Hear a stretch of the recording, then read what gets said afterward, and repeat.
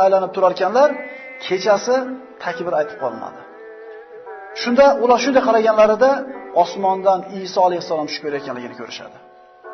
Nabiy sollallohu alayhi vasallam Iso alayhisalom tushligini tasvirlab shunday aytadilar. Men va Iso oramizda nabiy bo'lmaydi. U albatta tushguvchidir. Uni ko'rsangiz taniysiz. O'rta bo'ylik, oq qizil yuzlik, ikki ko'ylak kiygan holda, boshi ho'l bo'lmasa ham sochlaridan suv tomgandek tushib keladi. Ya'ni daqiq vasf, nozik joylargacha tushuntirib beryapti. Qachon tushadi? Musulmonlar Damashqdagi hollarida.